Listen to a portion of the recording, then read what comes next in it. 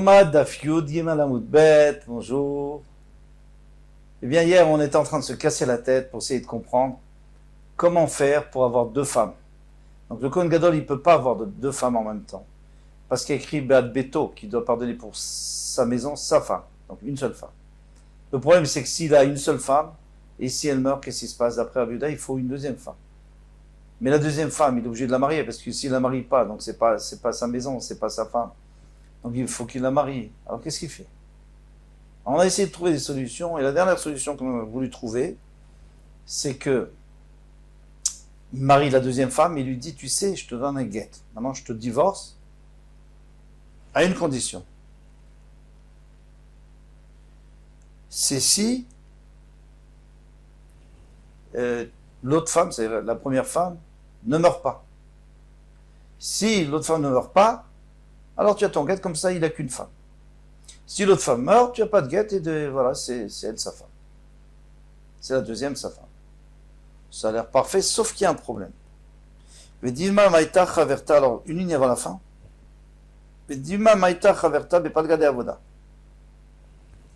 Peut-être que la première femme va mourir au milieu de la avoda. Donc il a déjà commencé la avoda le matin, et au milieu de la avoda, il va mourir. Alors qu'est-ce qui va se passer? Alors elle est divorcée ou pas, la deuxième femme est divorcée ou pas? Non, elle n'est pas divorcée, parce qu'il lui avait dit à condition que la première femme meure, mais elle n'est pas morte. Elle était là tout le début de la avoda. Bon, après elle est morte, d'accord. Mais jusqu'à là, elle n'était pas morte. Alors, il a imité les mafréas, dit Gita de Aloav Gitahu. Donc c'était pas un guet. Et puisque ce n'est pas un guet, donc il a fait la avoda avec deux femmes. Après, quand elle est nifteret, c'est bon, il n'a qu'une femme. Mais pour l'instant, début de la avoda, c'est raté. Et là, Deamarla, donc il faut dire qu'il lui a dit,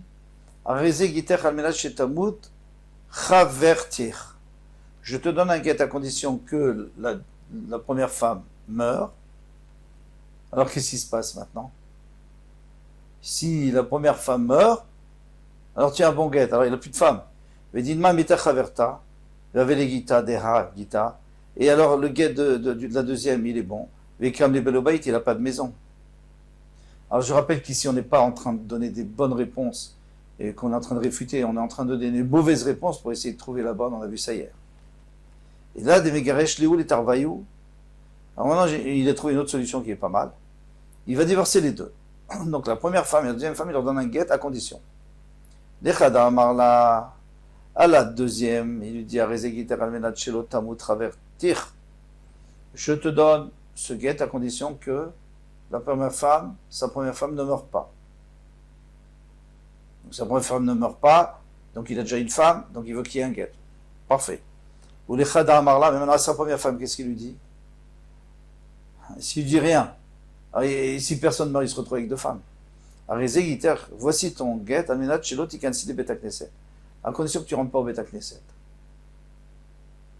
Voilà. Et une condition, peu importe quelle condition, il dit à condition que tu ne rentres pas au Beta Knesset. Donc maintenant, si la première meurt, eh bien la deuxième, elle n'est pas divorcée. Donc il a une seule. Si la deuxième meurt, la première, est-ce qu'elle est divorcée ou pas? Elle a qu'à rentrer au Beta Knesset. Vedilma lomaïta chaverta. Et qu'est-ce qui se passe maintenant si elle ne meurt pas, la deuxième? La deuxième ne meurt pas. Velo aidla, hi le Beta Knesset. Elle n'est pas rentrée au Beta Knesset, la première.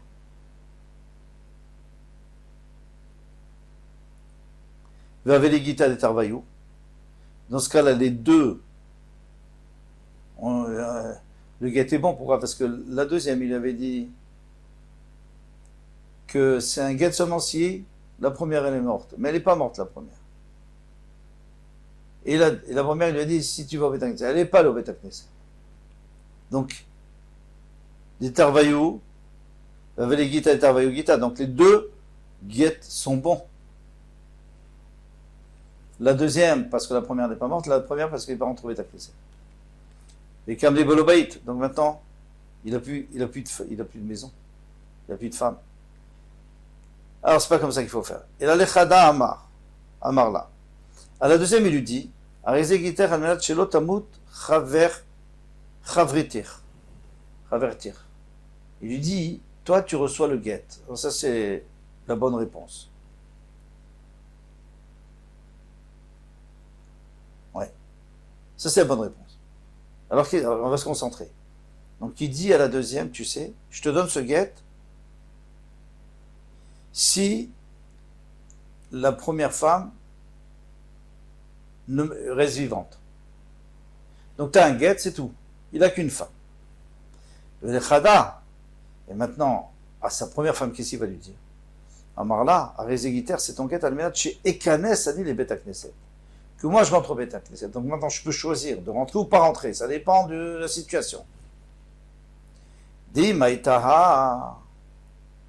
Si la deuxième Kaimaha, donc la première, elle reste. Ouais, c'est toujours sa femme. Vehi Maïtaha, mais si malheureusement la première meurt, eh bien, Kaimaha, la deuxième, reste sa femme. Parce qu'il lui a dit, je te donne un guet, à condition qu'elle ne meurt pas, mais là, elle est morte. Maïk, elle est morte. Alors, de quoi tu as peur? Dilma Maïta Chaverta, mais pas de garder Avoda, peut-être qu'elle va mourir au milieu de la Avoda, comme on avait vu au début du Shiro. Qu'elle va mourir au début de la Avoda, donc au début, qu'est-ce qui se passe au début? Donc il a deux maisons, puisque les conditions n'ont pas été remplies. La Gemara répond, Ichazela des Kaba et les Mimat. Un instant où il voit qu'elle est en train d'agoniser, sa femme, malheureusement, Kadi miou veille les Beta Knesset. Donc il monte vite au Beta Knesset. Ou machve les Gita, Dea, Gita les Mafria. Donc le guet, eh bien, de qui? De la première, ce sera un bon guet. Parce qu'il lui avait dit, je te donne un guet, il avait dit à la première, je te donne un guet, à condition que je rentre au Beta Knesset. Donc il va rentrer au Beta Knesset. C'est-à-dire que le guet, il était déjà valable depuis le début. Et puisqu'il était valable depuis le début, donc il n'avait que l'autre femme. Et l'autre femme, il n'a pas divorcé. Puisqu'elle est morte, celle-là. Donc la femme, elle n'est pas divorcée. Donc la première femme, elle était divorcée. La deuxième femme n'était pas divorcée. Donc il n'avait qu'une seule femme. Parfait. On a terminé avec ça. C'était relativement compliqué de trouver une solution pour qu'il ait une femme et qu'il n'ait pas deux femmes. Et qu'il n'ait pas aucune femme. Oui, c'est-à-dire pour qu'il ait une femme. Matkifla Ravasi. Ravasi vient maintenant poser une question. Vitema Ravavira. Alors maintenant, si tu me dis que chaque fois il écrit, là il écrit Chiper Beat Beto pour sa femme, pour sa maison, il doit être Mechaper, il doit pardonner sa femme, ça veut dire qu'il doit avoir une seule femme. Alors dans Yiboum, c'est la même chose. Quelqu'un qui a perdu son frère, et son frère avait une femme qui n'a pas d'enfant, il doit faire Yiboum, il doit se marier avec elle. S'il ne veut pas faire Yiboum, il doit faire Khalitsa, c'est-à-dire il doit un genre de divorce, et après elle est libre. Mais maintenant, qu'est-ce qui se passe s'il avait deux femmes, son frère, qui est Niftar? Alors, dans ce cas-là, c'est pas Beto, c'est deux bâtiments, il avait deux maisons. Qu'est-ce qui est écrit dans le Passou? Il est écrit Et Betachiv.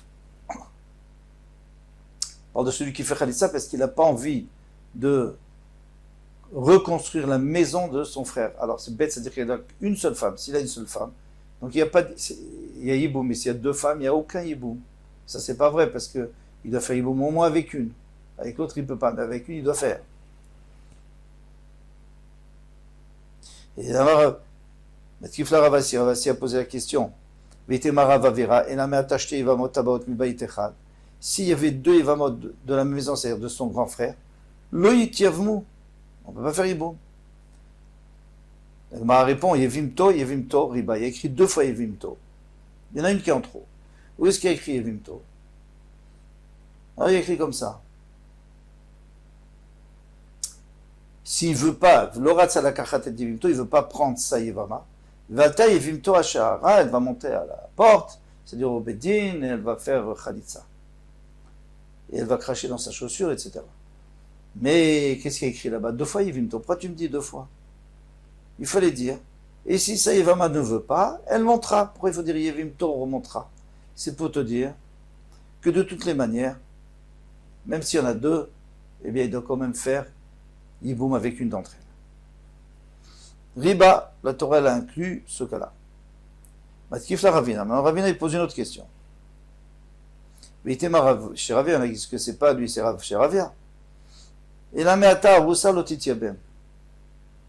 Maintenant, puisque tu m'as dit Beto, dans Aroussa, il faut que ça soit sa femme, sa maison. Ça veut dire que sa femme qui l'a rentrée à la maison. Une Aroussa, une femme qui a eu les Kiddushin, elle est pas encore, elle n'a pas eu la choupa, donc il ne peut pas la rentrer à la maison. Alors pourquoi est-ce qu'elle doit faire Yiboum? Et pourtant elle fait Yiboum. Elle me répond à Choutsa. Alors il y a écrit à Choutsa. Il y a écrit, et si cette femme-là qui doit faire Yiboum, elle ne doit pas, l'otier ishetamet, la Choutsa, l'ishacher, elle ne doit pas être à l'extérieur, elle ne doit pas se marier à l'extérieur avec une autre personne, elle doit se marier avec le frère. Pourquoi tu me dis à Choutsa? C'est comme dire, elle ne doit pas être avec une autre personne, et puis c'est tout, on a compris que ce n'est pas le frère. Pourquoi tu dis à Choutsa? C'est pour te dire que même une femme qui est Choutsa, qui n'est pas Beto, c'est-à-dire une Arosa, une fiancée, aujourd'hui on appelle ça, dans le temps on appelait ça une fiancée, aujourd'hui une fiancée, il n'y a rien, on n'a pas fait de Kiddushin, mais dans le temps, une fiancée, on avait fait des Kiddushin, donc c'était sa femme, mais ce n'était pas sa maison, puisqu'il n'avait pas rentré à la maison. Il n'avait pas eu la choupa. Eh bien, même dans ce cas-là, les rabot et Arosa, c'est pour inclure la Rosa. Tanorabana. Maintenant, on passe à autre chose. Kohen Gadol Makrivonen, Veno Ochel.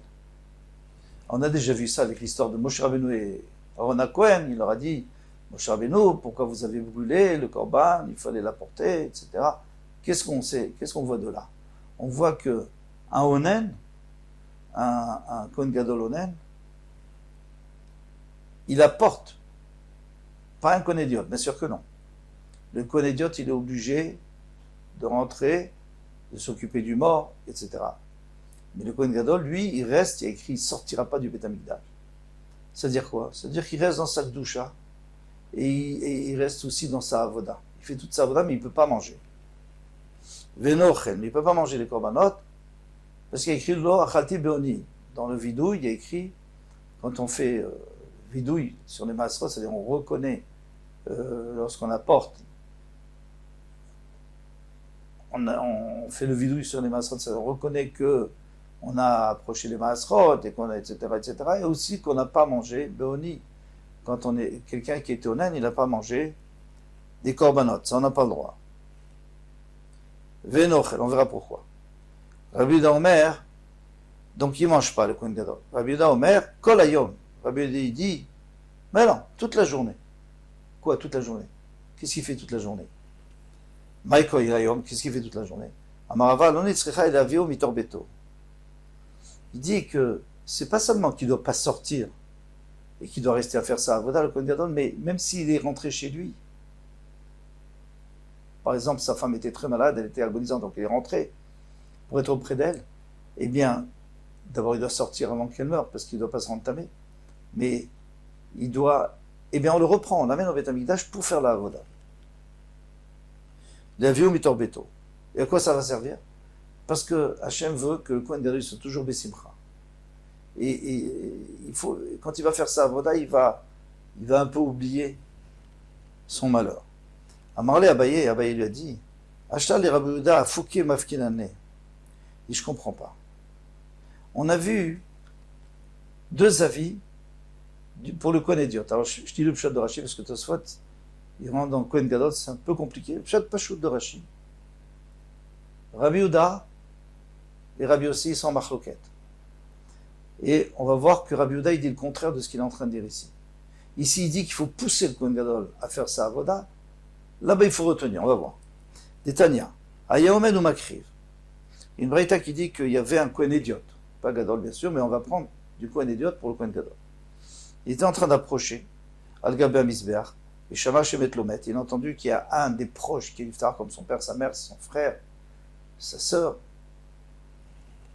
sa femme, son fils et sa fille, Maniach Avodato, il doit abandonner sa Avoda, Veyotse, et il sort pour s'occuper de Divrei Rabbi Yehuda, selon les paroles de Rabbi Yehuda. Vous voyez que Rabbi Yehuda lui dit qu'il faut faire sortir le Kohen Hédiot.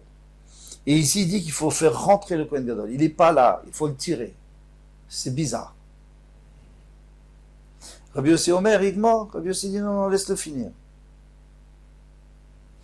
Donc Rabbi Yossi lui dit bon, c'est pas grave, laisse-le finir là, voilà. Et ici, chez nous, qu'est-ce qu'il dit Rabbi Yossi? Alors chez nous, on ne sait pas si c'est Rabbi Yossi, c'est le Tanakama. Mais a priori c'est Rabbi Yossi, parce que c'est lui qui discute contre Rabbi Yehuda. Qu'est-ce qu'il dit ici? Il dit non, on ne va pas le chercher à la maison. C'est-à-dire que là-bas, il dit oui, il faut le laisser faire la voda, ici, on ne va pas le chercher à la maison. Mais Rabbi Yossi, ce n'est pas tellement une couchère, parce qu'on ne sait pas si c'est vraiment Rabbi Yossi dans les deux cas. Tanakama, ça peut être quelqu'un d'autre. Mais Rabbi Yehuda, c'est clair que pour le Kohen Hédiot, il dit, il est marmé, il dit il faut tout de suite l'enlever, et le Kohen Gadol, il dit non seulement il ne faut pas l'enlever, non seulement il doit faire sa voda, mais il faut aller le chercher. Et toi tu dis qu'il faut la porter de la maison.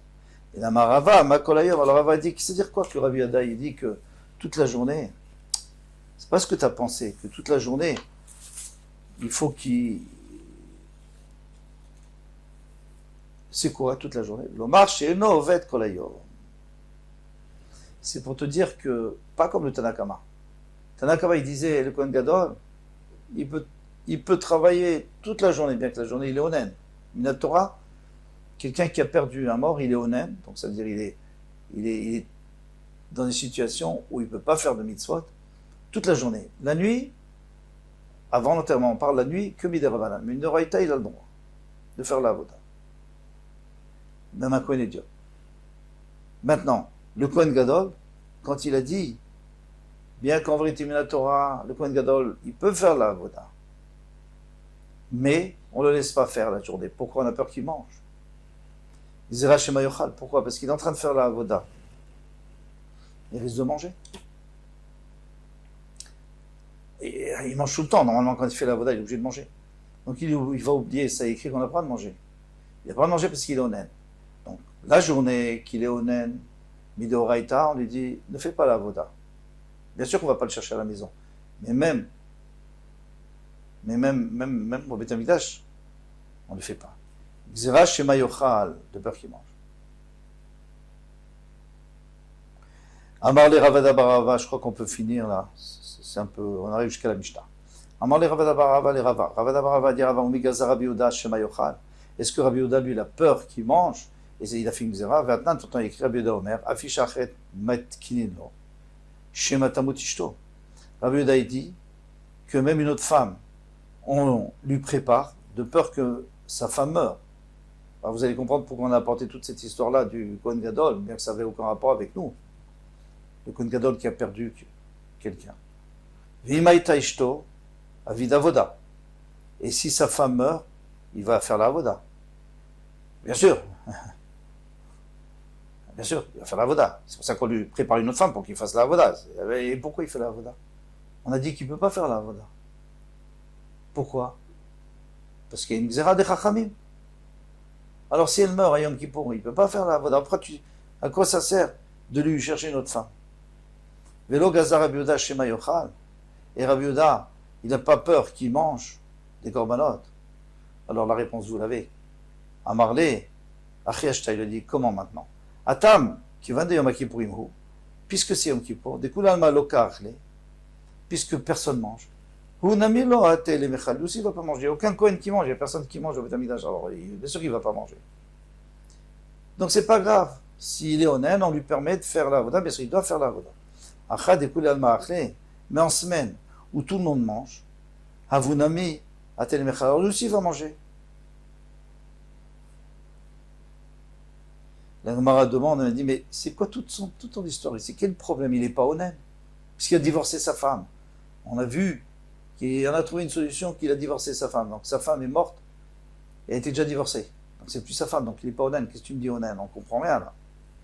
Est-ce qu'il est honnête? Est-ce que ça va s'appliquer sur l'aninout? Vamigasha, pourtant il a divorcé, rétroactivement.